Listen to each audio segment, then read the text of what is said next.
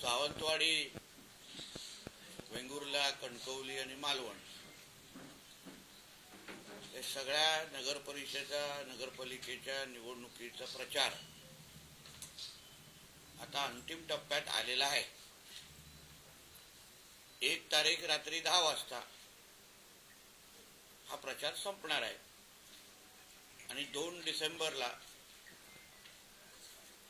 या 4ही शहरांचे नगराध्यक्ष आणि नगरसेवक कोण असणार यासाठी मतदान ह्या 4ही शहराच्या लोक मतदार करणार आहेत.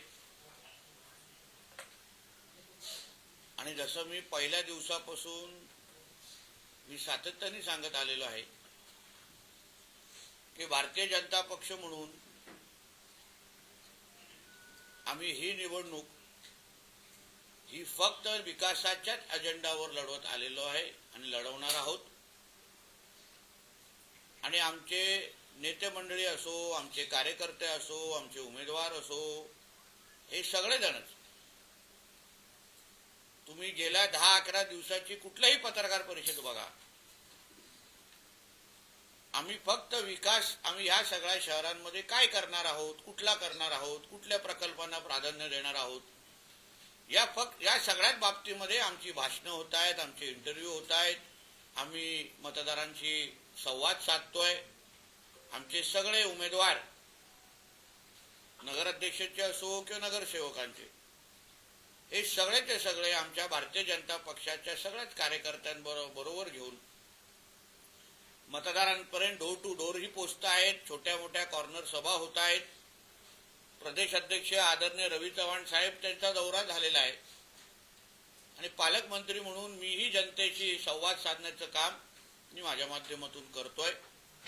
सावंतवाडीला जो सुंदरवाडी हा जो काय एक नाव आहे, ओळख आहे, ती ओळख अजून भक्कम करण्याचं काम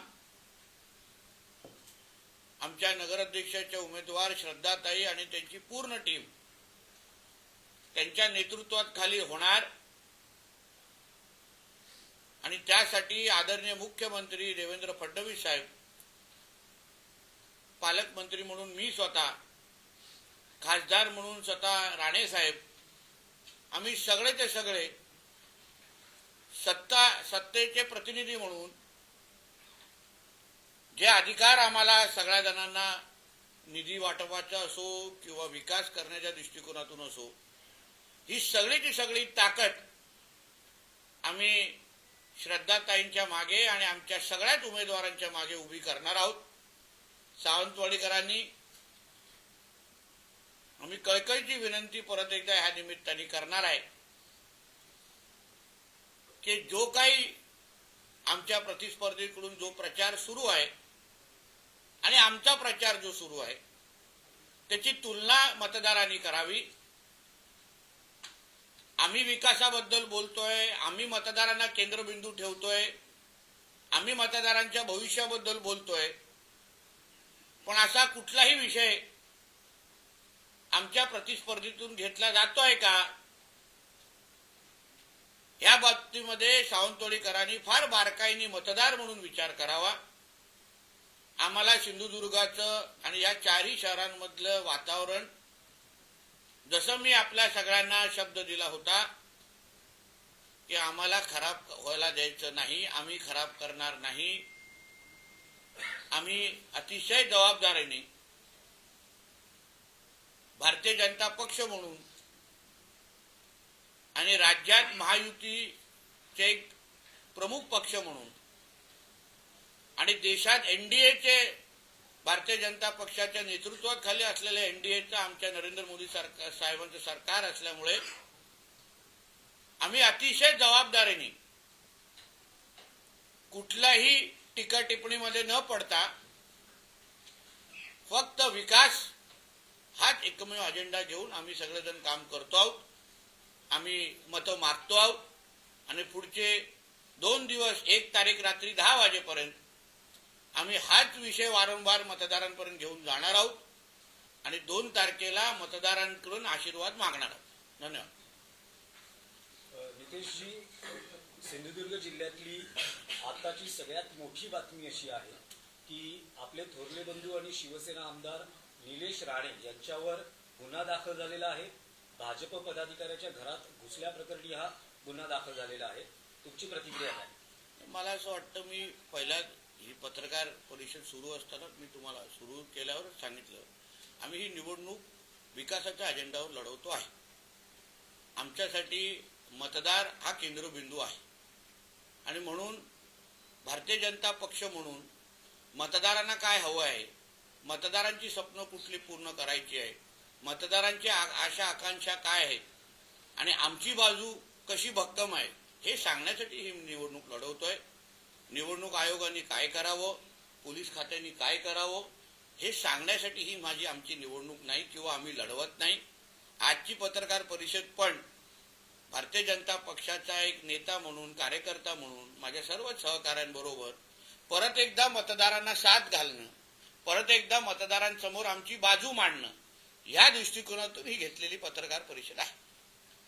आमदार दीपक केसरकरांबद्दल म्हटलं होतं की त्यांचा छुपा पाठिंबा तुमच्या सोबत आहे. ते म्हणतात की असं काहीतरी मी बरा नसताना माझ्याबद्दल गैरसमज पसरवणे चुकीचं आहे आणि लोकांकडून भावनिक मतदान घेणं. मला असं म्हणणं आहे की आजारपण आणि निवडणुकीचा काय संबंध हे मला पहिले सांगा. हा संबंध मला असताना मला कोणीतरी विश्लेषण करा किंवा मला समजवा, माझ्या ज्ञानात भर टाका. कोण आजारी आहेत, बरे आहेत, प्रत्येक बरेच राहावेत अशी आमची सगळ्यांची अपेक्षा आहे. फक्त मुद्दा माझा एवढंच आहे की जे प्रश्नाचं मी मूळ उत्तर दिलेलं आहे, श्रद्धाताईंच्या उमेदवारीला राजघराण्याने केलेलं आमच्या सावंतवाडीमध्ये जे काही योगदान दिलेलं आहे, आमच्या लखमराजेजींनी जे पत्रकार परिषद घेतली त्याच्यामध्ये त्यांनी स्पष्ट आपली भूमिका राजघराण्याचे एक सदस्य म्हणून केलेली आहे. उद्या राजघराणं म्हणून सावंतवाडीमध्ये जसं आतापर्यंत सुंदरवाडीचा पूर्ण प्रवास हा राजघराण्याच्याच आशीर्वादाने होत आलेला आहे, तशीच पुढचाही प्रवास अजून चांगला करण्याच्या दृष्टिकोनातून राजघराणंच त्याच्यामध्ये चांगली केंद्रस्थानी असणार आणि प्रत्येक बाबतीमध्ये ते सहकार्य करणार. आता यावर आदरणीय दीपक केसरकरजींनी सांगावं की राजघराणे जे बोलतंय त्याला मला पाठिंबा नाही. माझ्या प्रश्नाला टोलवाटोलवी करणं म्हणजे प्रश्नाला उत्तर देणं आणि आजारपणाचं कारण बाहेर आणणं असं नाही. केसरकरजी बरे व्हावेत, असे अतिशय ठणठणीत हवे अशी आमची सगळ्यांची अपेक्षा आहे आणि होतीलच. त्यांनी असं म्हटलं की आपला राजकीय अस्तित्व संपवण्याचा काही विरोधकांकडून कट रचला जातो. त्याला सावंतवाडीकरांनी नितेशजी त्यातलंच एक विधान आहे. काल दीपक केसरकर असं जाहीर सभेत म्हणाले की नारायण राणे यांचं सिंधुदुर्गातलं राजकीय महत्व कमी करण्यासाठी कट रचला जातो आहे. हे कोण म्हणतंय? दीपक केसरकर म्हणतात. आणि तुमच्या बंधू किती लोक बघा हसतायत. दीपक केसरकरजींनी असं सांगावं की राणे साहेबांचा संपवण्याचा कट रचला जातो हे दीपक केसरकर साहेब म्हणतायत. मग 14 पासून कोणी काय केलं? किती हसतायत बघा. 2014 पासून कोणी सुरुवात केली? राणे साहेबांच्या विरोधात दहशतवाद हा विषय कोणी चुकीची त्यांची प्रतिमा खराब केली? 14 पासून ते 24 पर्यंत हा जो काही प्रवास राणे साहेबांचा आणि राणे कुटुंबाचा झालेला आहे त्याची सुरुवात कोणी केली? 2014ला. तुम्ही ज्येष्ठ पत्रकार आहात, तुम्हाला माहिती आहे 14ला काय झालं. कोणी निलेश राणे साहेबांच्या विरोधात पहिला शंडू ठोकला 2014ला खासदार ते असताना लोकसभेला. आणि तेच म्हणतायत, म्हणून हसायला आलं, तेच म्हणतायत की राणे साहेबांना संपवण्याचा कट रचला जातोय. अहो, भारतीय जनता पक्षाने सन्मान्य राणे साहेबांना जो सन्मान दिला, भारतीय जनता पक्षाने जो राणे साहेबांबरोबर आज पूर्ण राणे साहेबांना जे काही ताकदीने उभं केलेलं आहे, आज भारतीय जनता पक्ष नसता तर राणे साहेबांनी ही पूर्ण ताकद उभी राहिली नसती. तेव्हा हेच सगळे विरोधात होते राणे साहेबांना संपवण्यासाठी. पण भारतीय जनता पक्ष आमच्यावर उभा राहिला. भारतीय जनता पक्षाने मान सन्मानाने साहेबांना पक्षामध्ये घेतलं. भारतीय जनता पक्षाने साहेबांना खासदार बनवलं. भारतीय जनता पक्षानेच आम्हा लोकांना, आम्ही असो आमचे सहकारी असो, आम्हाला बरोबर घेतलं, आशीर्वाद दिला, प्रत्येकाला पदं दिली. मला आमदार केला, मला मंत्री केलं, सन्मान्य राणे साहेबांना केंद्रीय मंत्री केलं, ह्याच भारतीय जनता पक्षाने केलं, ह्याच आदरणीय नरेंद्र मोदीजींनी केलं, ह्याच आदरणीय अमित शाह साहेबांनी केलं, ह्याच आदरणीय आमच्या फडणवीस साहेबांनी केलं, ह्याच आदरणीय रवी चव्हाण साहेबांनी केलेलं आहे. तेव्हा नाही आलं यांच्यातलं कोण. भारतीय जनता पक्षाने तर ह्या सगळ्या हे दिवस आम्हाला दाखवलेले आहेत. आणि आज कट रचला म्हणजे त्यांनी असं बोलावं की कट रचला जातोय राणे साहेबांना संपवण्यासाठी. अहो आज गेल्या दौऱ्यामध्ये जेव्हा आमचे चव्हाण साहेब जिल्ह्यामध्ये आलेले, साहेबांचे आमच्या राणे साहेब पण जिल्ह्यामध्ये होते, फोन केला, दादा मी तुम्हाला भेटायला येतोय. गेले कणकोलीच्या घरी, जेवले, त्यांच्यावर अर्धा पाऊण तास बसले, दोघंही हसले, चर्चा केली, सगळी माहिती त्यांना निवडणुकीची दिली आणि मग घरी तिथून जिल्ह्यातून निघून गेलेले आहेत रवी चव्हाण साहेब पुढच्या बैठकीसाठी. आज आदरणीय फडणवीस साहेबांनी ज्या पद्धतीने आमच्यासाठी उभे राहिले आहेत ना, फडणवीस साहेब ज्या पद्धतीने अमित शाह साहेब उभे राहिलेले आहेत ना, हे आम्हालाच माहिती आहे. आम्हाला माहिती आहे ना 2014च्या नंतर आमच्यावर कोणी केसेस टाकल्या, आम्हाला कोणी जेलमध्ये पाठवलं, हे सगळं माहिती आहे. पण आम्हाला जसं मी तुम्हाला सुरुवातीला काय बोललो, महायुती आणि एनडीए मान ठेवणं हे आमच्या वरिष्ठांनी आम्हाला सांगितलेलं आहे.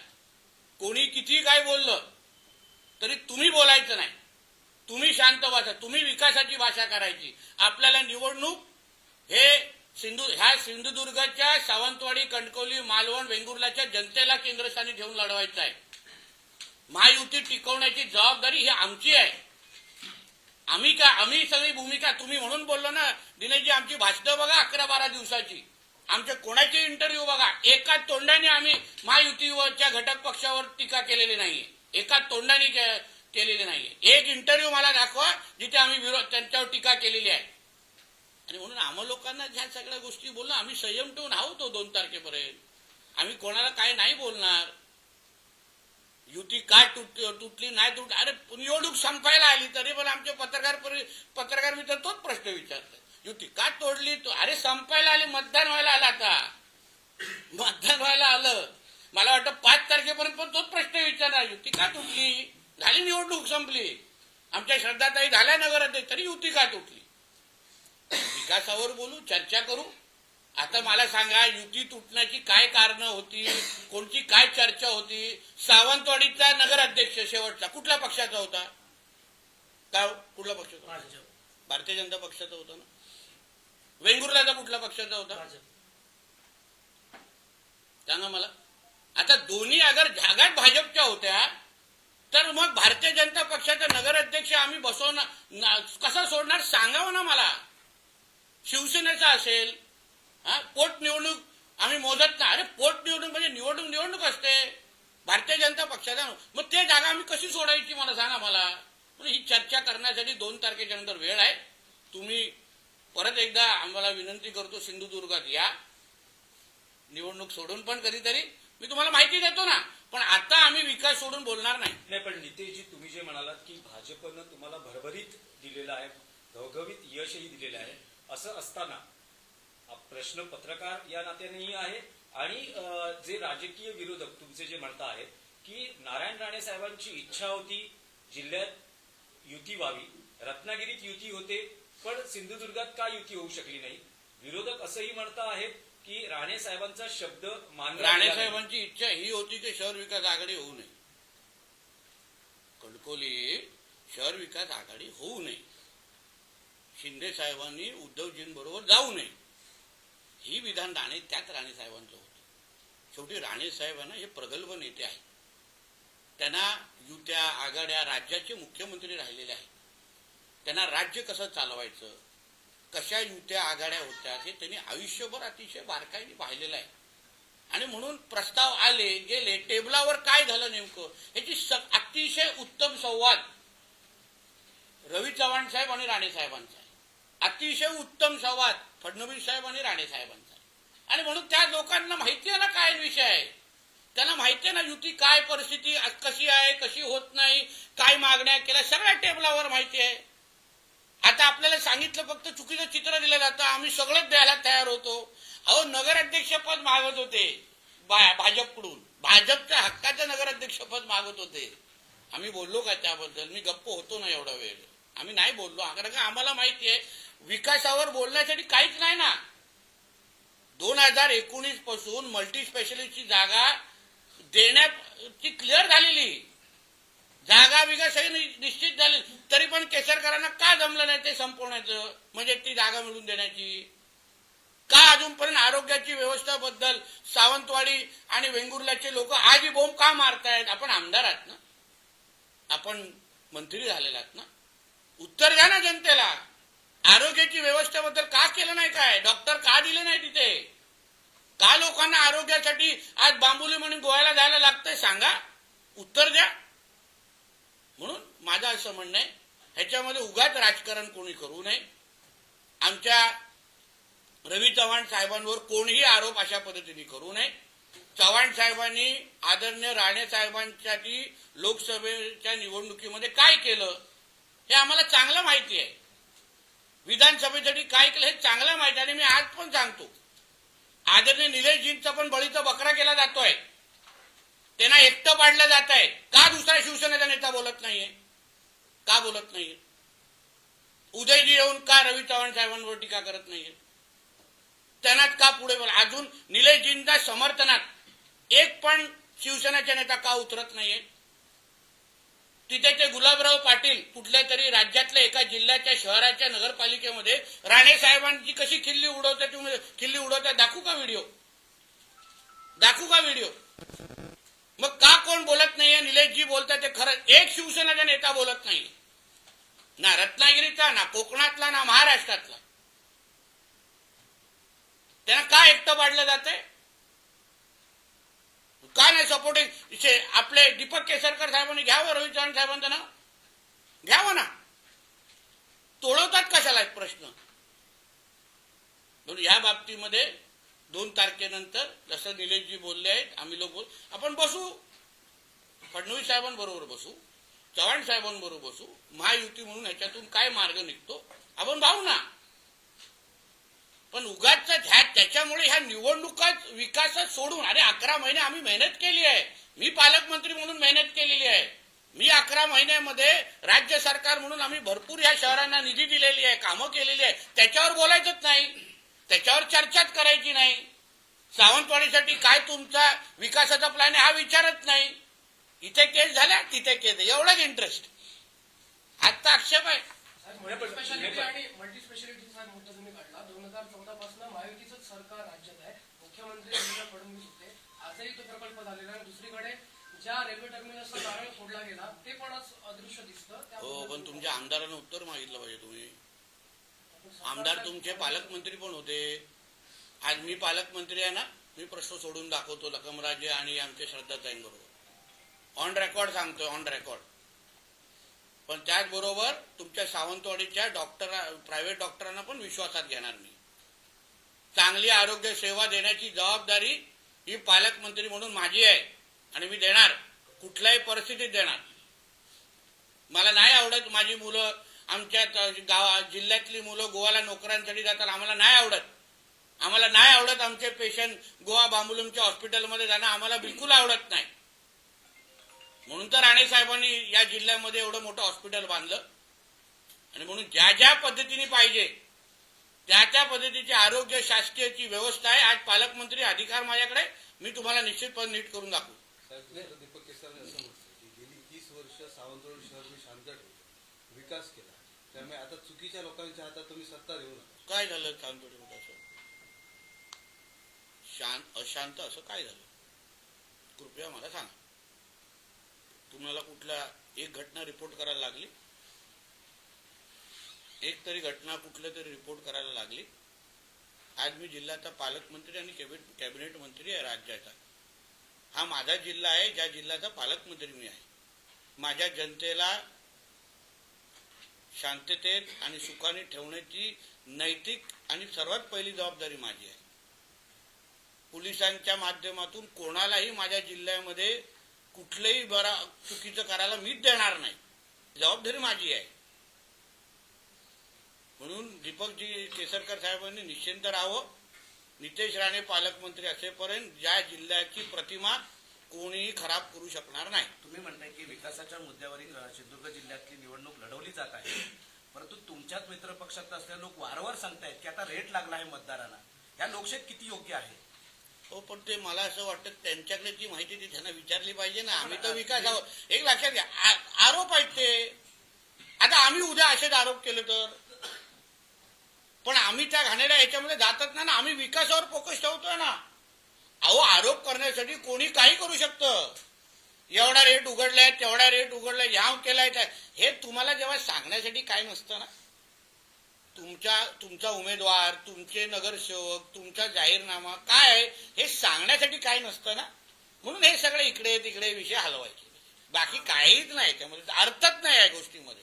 तुम्ही सांगा ना लोकांना तुम्ही काय करणार आहात, लोक समाधानी होतील. असे आरोप कोण बेछूट आरोप कोण पण करू सुटणार. द्या पुरावे. आपल्याला इलेक्शन कमिशन दखल घेईल. निदेशजी, पुन्हा एक राजकीय विषयच आहे. मुद्दा असा आहे की निलेश राणे असं म्हणत आहेत की सिंधुदुर्गात युती झाली नाही, यासाठी त्यांनी जबाबदार धरलं आहे प्रदेशाध्यक्ष रवींद्र चव्हाण यांना. राणे कुटुंबावर काही पर्सनल राग आहे, त्यातूनच ही युती झाली नाही. आणि 2 तारखेनंतर मी युती बाबतीत बोलेन असं जे रवी चव्हाण म्हणाले, ते म्हणाले ही स्ट्रेट वे धमकी आहे. असं आहे ना दिनेशजी, आम्हाला आमच्या जिल्ह्याच्या निवडणुकांना विकासावर लढवायचं आहे. असं आहे, म्हणून आम्ही विकासावरच उत्तर देणार. ह्या बाबतीत आता मी तुम्हाला काय बोलू, निवडणूक संपायला आलेली आहे, तरी तुमच्याकडे तो जो काही चिंगम अडकला आहे ना, ते तुम्ही काढत नाही आहात. युती का झाली नाही, युती हे झाले, त्याची उत्तर देण्यासाठी 2 तारखेच्या नंतर आहे ना. आता जनतेच्या अपेक्षा आमच्याकडून वेगळ्या आहेत. राज्यकर्ते म्हणून, कार्यकर्ते म्हणून लोक फार बारकाईने बघतायत की तुम्ही माझ्यासाठी काय करणार आहात. पुढची 5 वर्ष, 2 डिसेंबर 2025 होणारा मतदान पुढच्या 5 वर्षानंतर होणार आहे. मध्ये मतदारांना कुठलीच संधी नाही. आम्हाला संधी आहे 4 तारखेला तुम्हाला उत्तर द्यायला, 5 तारखेला उत्तर द्यायला, 6 तारखेला उत्तर द्यायला, या सगळ्या युत्या आणि आघाड्याबद्दल. पण जनतेला त्यासाठी 5 वर्षासाठी एकच तारीख मिळणार आहे. ती कशाला आम्ही त्यांच्या हातातून घालून देऊ. पहिला जनतेच्या इच्छा आकांक्षा आम्ही पुरं करणार आणि मग 2 तारखेच्या नंतर काय बोलायचं ते बोलणार. आम्हाला काही, आम्ही कुठेही पळून जात नाही. प्रत्येक प्रश्नाचं उत्तर देऊ, फक्त त्या 2 तारखेच्या नंतर. ही निवडणूक कोणी कितीही प्रयत्न केलं, कोणी कितीही जोर लावला, कोणी कितीही स्वतःचा पत्रकारितेचा अनुभव वापरला, पण आम्ही ही निवडणूक विकासाच्या अजेंड्यावरून जाऊन येणार नाही. 2 तारखेनंतर महाराष्ट्राच्या राजकारणात काही वेगळं घडू शकतं का? 2 तारखेनंतर, 2 डिसेंबर नंतर महाराष्ट्राच्या राजकारणात सिंधुदुर्गाचे 4चे 4 नगरपालिका हे भारतीय जनता पक्ष स्वबळावर लढणार, हेच वेगळं होणार. पण महाराष्ट्रात काही असं सगळे भारतीय जनता पक्षाचे जास्तीत जास्त नगरसेवक निवडून, नगराध्यक्ष निवडून होणार, हेच वेगळं होणार. इतिहास घडणार आहे 3 तारखेला. नाही, म्हणजे ही सुरुवात आहे स्वबळाची. नाही, जिथे जिथे आम्ही स्वबळावर लढतोय, जिथे आम्ही स्वबळावर लढतोय भारतीय जनता पक्ष म्हणून, तिथे आमचा कमळ चिन्हाचा नगराध्यक्ष निवडून येणार. काही जागे आम्ही महायुती म्हणून लढतोय. उदाहरण रत्नागिरीमध्ये महायुती म्हणून लढतोय, तिथे महायुतीचा नगराध्यक्ष येणार. म्हणजे हाच तो इतिहास 3 तारखेच्या नंतर घडणार आहे. हे तुम्हाला कळलंच नाही गुगली आमच्या चव्हाण साहेबांची, तुम्ही शोधत बसलाय त्याच्यात काय. पण भविष्यात महाराष्ट्रात सिंधुदुर्ग पॅटर्न दिसू शकतो तो त्याच्या वेळी घेण्याचा तो निर्णय हो. आम्हाला या आमच्या कार्यकर्त्यांनी, प्रदेशच्या लोकांनी जे काय आम्हाला लोकांनी चर्चेतून आम्हाला जे निष्पन्न झालं त्याप्रमाणे आम्ही सगळेजण लढतोय. रत्नागिरीमध्ये वेगळी परिस्थिती आहे, रायगडमध्ये वेगळी परिस्थिती आहे, पालघरमध्ये वेगळी परिस्थिती, ठाण्यामध्ये वेगळी परिस्थिती आहे. त्या जिल्ह्याच्या अनुसार लढू ना आपण. उद्या राज्याचे उपमुख्यमंत्री सिंधुदुर्गात प्रचारासाठी येत आहेत. राज्याचे मुख्यमंत्री 3च ठिकाणी येत आहेत, आमच्या कणकोलीत येत नाही. जरा विचारा, सांगा ना कणकोलीत यायला. उद्धवजींच्या जिल्हा प्रमुखांसाठी प्रचार करण्यासाठी एकनाथ शिंदे साहेब आमचे वरिष्ठ नेते आहेत, फार ज्येष्ठ नेते आहेत. त्यांना सांगा आमच्या कणकोलीत पण या. शहर विकास आघाडी आणि उद्धवजींच्या जिल्हा प्रमुखांसाठी निवडणूक मतदान मागण्यासाठी तिथे काय येत नाही. 3च जागी ऐकलं मी ठिकाणी आहे, 3च जागी प्रचार आहे त्यांचा. तुमचे जवळचे संबंध विचारा त्यांना. पण कणकवलीत काय येत नाही तुमचं काही विश्लेषण त्यांना विचारायला पाहिजे ना. मग आम्हाला आमची त्या 3 जागी कार्यकर्त्यांना आहे, मग तिथे का नाही. कणकवलीत उद्धवजींच्या जिल्हा प्रमुखांसाठी काय येत नाहीये. पॅनलमध्ये उभाटा, शिंदे सेना सगळे आहेत तिथे. राणेसाहेब, सिंधुदुर्ग जिल्ह्यात तुम्ही म्हणता की 2014 पासून ते 24 पर्यंत लोकांनी दहशतवाद, भ्रष्टाचार हे सगळ्या मुद्द्यांवर निवडणुका भावनिक मुद्द्यावर लढवल्या गेल्या. लोकसभेमध्ये नारायण राणेंना भरभरून लोकांनी इथल्या मतदान केलं. विधानसभेत तुम्हाला महायुतीला मतदान केलं. लोकांना इथली अपेक्षा सिंधुदुर्गवासियांना आहे विकासाच्या मुद्द्यावर निवडणूक व्हावी. तुमचे आरोप प्रत्यारोप आम्हाला नको. मग आता या निवडणुकीला वारंवार विकासाचे मुद्दे सोडून भावनेच्या मुद्द्यावर तुम्हाला मी निवडणूक माझ्या प्रचार प्रमुख बनवणार. माझीच भाषा बोलताय तुम्ही. भावनेच्या हेच मुद्द्यावर तर मी बोलतोय पत्रकार परिषदेमध्ये. याचे नाम लिहून गेले बाबा. एकनाथ शिंदेजींच्या सभेला उत्तर देण्यासाठी हे, तर हेच तर मी बोलतोय ना. अरे बाबा, विकासाच्याच अजेंडावर लढवायचं. सांग ना तुझ्या मुंबईच्या मित्राला पण साहेब इथे असं होतंय की काय हो म्हणते, काय हो. प्रत्येक वेळी कट रचला जातोय म्हटलं जातंय, आम्हाला संपवलं जात आहे. हे मुद्दे आणून लोकांना काय ते कन्फ्युज केलं जात आहे. त्या दीपक केसरकर यांचं असंही म्हणणं आहे की राणेसाहेब प्रचारात दिसत नाहीये. हो, कारण का तो राणेसाहेबांनी घेतलेला निर्णय. राणेसाहेब ज्येष्ठ नेते आहेत, त्यांनी ठरवावं कुठे प्रचार करावं का नाही करावं. त्या दिवशी कणकवलीच्या आमच्या सगळ्या उमेदवारांना भेटले, आशीर्वाद पण दिले. ठरवलं ना त्यांनी. तो राणेसाहेबांचा प्रश्न आहे. राणेसाहेब टॅक्स फ्री आहेत. साहेब, एक स्थानिक प्रश्न आहे. राणेसाहेब, धन्यवाद. स्थानिक प्रश्न आहे. आपण ज्या संस्थांच्या राजवाड्यात आहात, हा संस्थांचा कारभार बापूसाहेब महाराजांनी चालवला आणि त्यांना महात्मा गांधींनी रामराज्य म्हटलं. या संस्थांवर आज तगायत कोणी वाकड्या नजरेने पाहिलं नव्हतं. कोणी युवराज असो, राजेसाहेब असो, त्यांना मानाचा मुद्राच केला जात होता. त्या संस्थांवर या निवडणुकीच्या निमित्ताने आज टीका टिप्पणी होते. कसं पाहताय आपण? दुर्दैवी आहे, अतिशय दुर्दैवी आहे. कारण का ह्याचं कारण असं आहे, राजघराणं हे राजकारणाच्या पलीकडचं आहे. त्यांचं स्थान सिंधुदुर्गांसाठी किंवा सावंतवाडीसाठी हे राजकारणाच्या पलीकडचं आहे. मी वारंवार ह्या निवडणुकीमध्ये माझी भाषणं बघा, आमचे इंटरव्ह्यू बघा, मी वारंवार सांगतोय. श्रद्धाताई असतील, रकमराजे असतील किंवा राजघराण्याच्या प्रत्येक व्यक्तीने आज ज्या सावंतवाडीमध्ये आपण उभे आहोत, ह्यांनी आपलं योगदान दिलं नसतं ना, आज आपण या सावंतवाडीमध्ये उभे पण नसतो. म्हणून या राजघराण्याच्या घरातला एक व्यक्ती जेव्हा अगर निवडणुकीसाठी लढत असेल, तेव्हा जाऊन आपण टीका टिप्पणी करतोय, त्यांच्यावर टीका करतोय. उद्या अगर ह्यांनी त्या काळात, उद्यापेक्षा त्या काळात अगर ठरवलं असतं की आम्हाला सावंतवाडीकडे काहीच करायचं नाही, तर झालं असतं का? सावंतवाडी घडली असती का आपली? म्हणून ह्यांच्यावर टीका करणं म्हणजे सावंतवाडीच्या अस्मिता आणि स्वाभिमानावर टीका करण्यासारखी बाब आहे.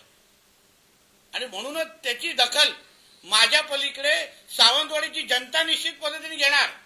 आज श्रद्धाताई प्रत्येक घराघरापर्यंत पोहोचलायत, प्रत्येकाशी संवाद साधतायत, प्रत्येक जण त्यांना आपल्या घरातली मुलगी आणि सून म्हणून त्यांना स्वीकारतायत, त्यांना आशीर्वाद देत आहेत आणि त्याच आपुलकीने प्रत्येकाशी भेटतायत. त्यांना भेटल्यानंतर कोणच आता त्यांच्या एवढे म्हणजे सावंत आता पण त्या फिरतायत, कोणच बोलणार नाही ह्या राजघराण्यातला आहे. जेवढ्या सामान्य व्यक्तीसारख्या आमच्या श्रद्धाताई सगळ्यांची बोलतायत, चर्चा करतायत. लखमराजेजी दिवस रात्र भारतीय जनता पक्षासाठी काम करतायत, मेहनत करतायत. प्रत्येक परवा त्यांची झालेली पत्रकार परिषद फार बारकाईने बघा, ऐका.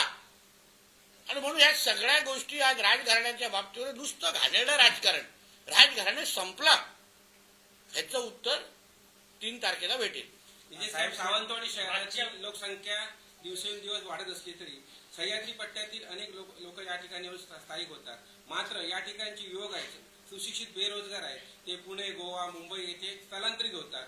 काही लोक अपडाऊन इकडनं गोव्यात नोकऱ्या करतात, रस्त्यात त्यांचे अपघात होतात. एकुलता एक कुटुंबातला करता करिता मुलगा त्याच्या अपघातात बळी ठरतो. या ठिकाणी चांगलं हॉस्पिटल नाही, त्याचप्रमाणे या ठिकाणी रोजगार पण नाही. रोजगारासाठी आपलं ह्याच्यामध्ये दोडागामध्ये आडाळी एमआयडीसी आहे, त्याबाबत आपलं काय धोरण असणार आणि हॉस्पिटल मल्टीस्पेशालिटी हॉस्पिटल आपला ठराविक टाइम बॉम्ब काय असणार? असं आहे की रोजगाराच्या दृष्टिकोनातून आपण या सरकारच्या पहिल्या वर्षामध्ये आहोत. पुढची 4 वर्ष आहे आणि पुढची 5 वर्ष माझ्या खात्याच्या दृष्टिकोनातून तरी अगर तुम्ही पाहिलं, मी आज बंदर विकास मंत्री पण आहे.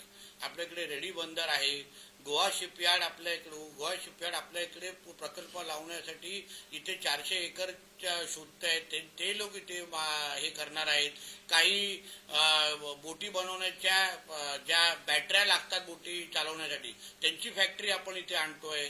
कॅन्डेला नावाची बोट जी आपण मुंबईमध्ये तिला जलवाहतूकसाठी वापरणार आहोत त्याची फॅक्टरी आमच्या सिंधुदुर्गामध्ये लागणार आहे. म्हणून ह्या माझ्या दृष्टिकोनातून किंवा माझ्या खात्याच्या दृष्टिकोनातून पण अगर तुम्ही विचारलं तर निश्चित पद्धतीने भविष्य 5 वर्ष जेव्हा आम्ही आमची कारकीर्द पूर्ण करू तेव्हा किमान 60 ते 70% मुलं जे आज गोव्यामध्ये तरुण तरुणी काम करतायत त्यांना परत एकदा आमच्या सिंधुदुर्गामध्ये आणण्याचं काम हे आमच्या महायुतीच्या सरकारच्या माध्यमातून निश्चित पद्धतीने होईल. शिरोड्यामध्ये आपलं पहिलं ताजचं 5 स्टार हॉटेल येत आहे. झी सिने अवॉर्ड सारखे कार्यक्रम आमच्या सिंधुदुर्गामध्ये होत आहेत. म्हणून 5 वर्षाच्या कारकीर्द बघा तरी गावडेजी तुम्हाला हा प्रश्न 5 वर्षानंतर विचारायला लागणार नाही एवढी काळजी आम्ही घेऊ. मल्टी स्पेशलिस्ट संदर्भात काय करायचं कसं करायचं सगळ्यांना विश्वासात घेऊन मी परत सांगतो. शेवटी इकडला प्रायव्हेट जो डॉक्टर आहे त्यांच्याही बाबतीमध्ये विचार करायला पाहिजे. म्हणून सगळ्यांना विश्वासात घेऊन एक कुटुंब म्हणून श्रद्धाताई असतील आणि आमची पूर्ण टीम एकत्र बसून त्या बाबतीमध्ये निर्णय घेतील. तुमच्या अजेंड्यामध्ये साहेब एक शिरसिंगे धरणाचं पाणी सावंतवाडी शहराला आणलं जाणार असं अजेंडामध्ये आहे, तुमच्या जाहीरनाम्यात आहे. पण केसरकर म्हणतात की ते शिरसिंगे धरण 650 कोटी रुपये मी मंजूर करून आणले आणि आता ते मंजूर झालं आहे, म्हणजे जे गेल्या 10 वर्षापूर्वी होतं. आणि ते शिरसिंगे धरणाचं पाणी सावंतवाडीला कसं येणार? माझगाव धरणामध्ये केलंय, उडेली धरण सावंतवाडी शहराच्या 24 तास पाण्यासाठी केलंय, मग हा शिरसिंगे धरणाचं पाणी कसं येईल? त्यासाठी तुम्ही 2 तारखेची वाट पहा. आम्हाला सावंतवाडीकरांनी नगराध्यक्षाच्या रूपाने काही अधिकार देऊन दे. आमचे नगरसेवक निवडून आल्यानंतर सावंतवाडीकरांचा संदेश आमच्यापर्यंत पोहोचून दे की बाबा श्रद्धाताई आणि तुम्ही सगळे नगरसेवक मिळून आमच्या सावंतवाडी शहरासाठी तुम्ही निर्णय घ्या. हा अधिकार एकदा सावंतवाडीकरांनी आम्हाला देऊन दे आणि मग नंतर हे सगळे प्रश्न सोडवण्याच्या दृष्टिकोनातून पुढची 5 वर्ष आहेत. शेवटी आपण सत्तेचे आम्ही सहभागी आहोत. जसं लखमराजींनी पण काय बोलले त्या दिवशी आम्ही बसणार नाही एकत्र, दीपकजी आणि आम्ही 2 तारखेच्या नंतर बसणार होतो एकत्र. म्हणून काय बोललो अंदर की बात है कितींदा बोलू तुम्हाला. आम्ही बसणार एकत्र चर्चा करून हे सगळे विषय एकत्रच मिटवणार आहेत. आदरणीय मुख्यमंत्री आदरणीय उपमुख्यमंत्री दोन्ही उपमुख्यमंत्री आणि आम्ही सगळेजण महायुती म्हणूनच आम्ही पुढे कारभार करणार आहोत. साहेब सावंतवाडी शहरातील बहुतांशी जागा मोक्याच्या जागा नगरपालिकेने आरक्षित करून गेले अनेक वर्ष ठेवले. आपल्या बाजूला माजी नगराध्यक्ष बसले त्यांना माहिती आहे, पण अद्यापपर्यंत त्या आरक्षित जागेवर काही केले गेले नाही. म्हणून बोलतो त्याची योग्य प्लॅनिंग. आता श्रद्धाताईंची काही भाषणं तुम्ही बघा, त्यांच्यासाठी सावंतवाडीचा डेव्हलपमेंटचा प्लॅन पर्यटनाच्या आधारे या सावंतवाडी शहराला 18 प्रकारच्या नागरी सुविधा असो, पर्यटनाच्या दृष्टिकोनातून विविध एंटरटेनमेंट आणि या सगळ्या गोष्टीसाठी ज्या लागणाऱ्या ज्या प्रकल्प त्याला लागणाऱ्या ज्या जागा असतील त्यावेळी ह्या सगळ्या गोष्टी वापरल्या जातील. साहेब तुम्ही मगाशी म्हणालात की अंदर की बात आहे, राजघराण्याचं जेव्हा नाव पुढे आलं सावंतवाडी नगराध्यक्ष पदासाठी त्यानंतर दीपक केसरकर हे तुम्हाला 2 वेळा भेटले होते, त्यांनी तुमच्याकडे काही प्रस्ताव ठेवलेला होता. ओके, आणि तो प्रस्ताव कुठेतरी तुम्ही स्वीकारला नाही म्हणून मग आम्हाला हा निर्णय घ्यावा लागला. असं काय नाही. माझ्याकडे जेव्हा विचारलं पहिलं तर मी त्यांना एकच मुद्दा बोललो, जेव्हा राजघराण्यांनी लढवण्याची इच्छा व्यक्त केली आहे तो आपण त्यांच्याशी बोलावं. कारण माझ्यापेक्षा केसरकरजींचे संबंध आणि नातं यांच्यावर अजून वर्षानुवर्षीच आहे. आम्ही तर कदाचित आत्ता आलो असलो तरी केसरकर साहेब आणि राजघराणे हे अतिशय वेगळं नातं आहे. म्हणून मी केसरकरजींना बोललो की साहेब तुम्ही त्यांच्याशी बोला, चर्चा करा. त्यांची इच्छा आहे की भारतीय जनता पक्षाच्याच वतीने त्यांना लढायचं आहे. एक दुसरं आहे भारतीय जनता पक्षाकडेच नगराध्यक्षाची सीट आहे. पोटनिवडणुकीमध्ये भारतीय जनता पक्षात लढले असल्यामुळे चला आपण या पद्धतीने आपण राजघराण्याचा मान ठेवू असं मी त्यांना आणि त्यांना हेही बोल तुम्हाला ह्याच्यापेक्षा वेगळा काही निर्णय करायचा असेल तर आपण बोलावं. त्यांनी त्यांच्याशी बोलले, यांनी आपलं मत व्यक्त केलं. माझं एवढंच म्हणणं होतं तसं आमचे केसरकर साहेब मोठ्या मनाचे आहेत. त्यांनी थोडं मोठं मन ठेवून त्यांनी हा निर्णय घेतला असता तर आज ह्या सगळ्या गोष्टी झाल्याच नसत्या ना, झाल्याच नसत्या. हीच तर चर्चा वारंवार होत होती. खालच्या सीटवर काय करायचं आम्ही बसून ठरवलं असतं, त्याच्यात काय मोठी गोष्ट नव्हती. पण हक्काची सीट आमची नगराध्यक्षाची ज्याच्यावर गेल्या पोटनिवडणुकीमध्ये भारतीय जनता पक्षातच निवडून आलेला ते जागर सोडायला सांगत असतील तर कसे मान्य करू कोण? साहेब सावंतवाडीमध्ये उद्धव बाळासाहेब ठाकरे शिवसेना पक्षाचे उमेदवार नगराध्यक्षात येताना माजी आमदार जयानंद मटकरांच्या सुनेला उमेदवारी दिली आणि त्यांचे एकंदरीत उमेदवार पाहता आतापर्यंत आपण सर्वच जण म्हणत होता सत्ताधारी पक्ष की उभाट आला इथे काही मिळणार नाही उमेदवारी. असं असताना सावंतवाडीमध्ये 20 उमेदवार उभे केलेत आणि एका जनता दलाच्या पूर्वीच्या समाजवादी विचारसरणीच्या व्यक्तीला सुनेला उभे केलाय. हे आव्हान आहे का? आता हे जनतेने उत्तर द्यावं ना त्याचं. आम्ही आमची बाजू तुम्हाला परत सांगतो. आम्ही कुठलीही निवडणूक सोपी घेत नाही. आम्ही प्रत्येक निवडणूक भारतीय जनता पक्ष म्हणून अतिशय त्याच प्रामाणिकतेने त्याच तळमळीने आणि अतिशय मेहनत घेऊन आम्ही लढवतो. कोण आव्हान आहे कोण आव्हान आम्ही एक तर कोणालाही कमी लेखत नाही, कोणालाच कमी लेखत नाही. प्रत्येक जण आपल्या आपल्या ताकदीचा आहे, प्रत्येक जण आपल्या आपल्या पद्धतीच्या त्या निवडणुका लढवतोय आणि म्हणून त्याही त्यांच्या पद्धतीने निवडणूक लढवत आहेत. आम्ही आमच्या पद्धतीने निवडणूक लढवतो. शेवटी हा पर्याय किंवा हा निर्णय इकडल्या मतदारांना घ्यायचा आहे. मतदारांनी ठरवायचं की बाबा हिला ह्यांना संधी द्यायची की ह्यांना संधी द्यायची. आज उभाटाची अवस्था राज्यामध्ये काय झालेली आहे हे लोकांना माहिती आहे ना. आज राज्यामध्ये त्यांचे किती आमदार आहेत, राज्यामध्ये त्यांना नगराध्यक्ष दिल्यानंतर त्या निधी आणू शकतात का, आमच्याशी संपर्कात राहू शकतात का, सावंतवाडीचा विकास करू शकतात का, हे जनतेने खुल्या डोळ्यांनी पाहावं ना. एवढं सर्व स्पष्ट आहे. भारतीय जनता पक्षाच्या नगराध्यक्ष निवडून आल्यानंतर प्रधानमंत्री, मुख्यमंत्री, पालकमंत्री हे सगळेचे सगळे भारतीय जनता पक्षाचे असल्यामुळे आम्हाला त्यांना निधी देणं अतिशय सोपं होऊन जाईल.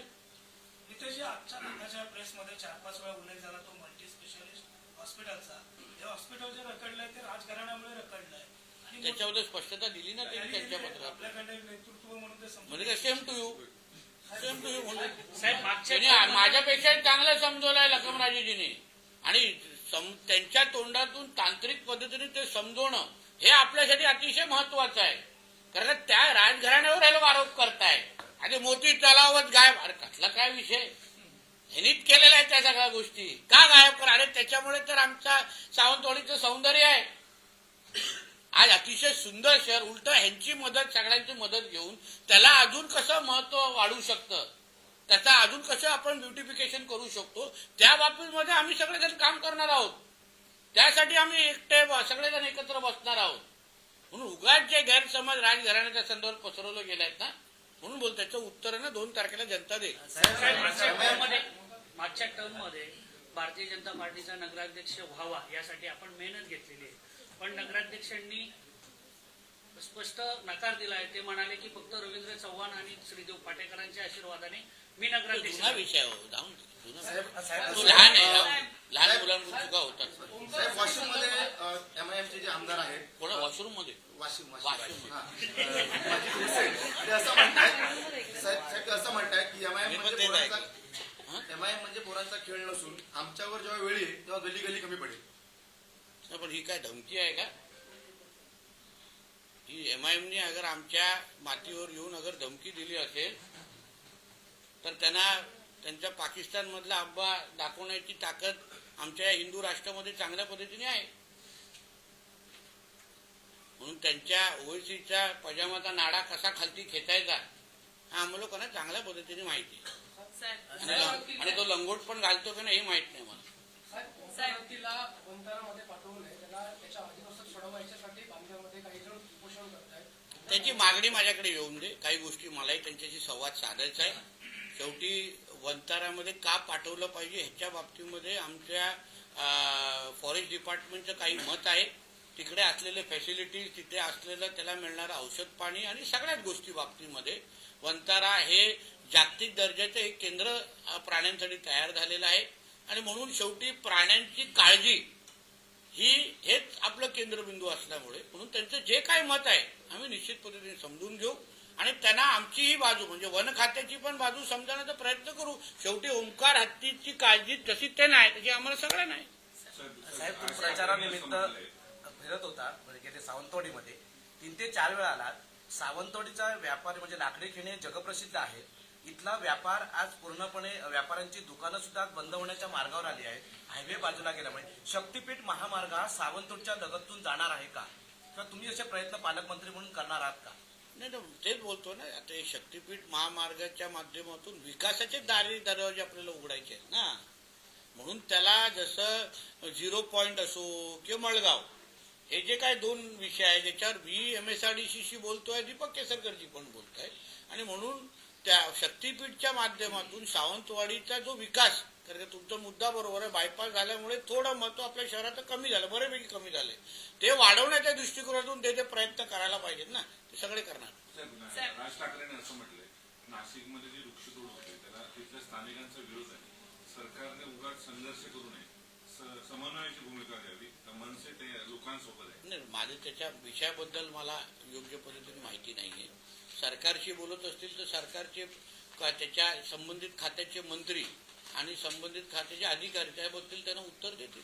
साहेब, ह्या अगोदर पण नगरपंचायतवर भाजपची सत्ता होती, संजू परब नगराध्यक्ष होते आणि त्यावेळी सुद्धा हॉस्पिटल, मोती तलाव आणि पाण्याचा प्रॉब्लेम सावंतवाडी शहरामध्ये होता, तर त्यावेळी त्याकडे लक्ष का दिला गेला? काही तेव्हा का होतं, आमची पोटनिवडणूक झाली आणि वेळच भेटला नाही, तेव्हा अर्धेच काळ आम्हाला भेटला, पूर्ण काळ आम्हाला भेटला नाही.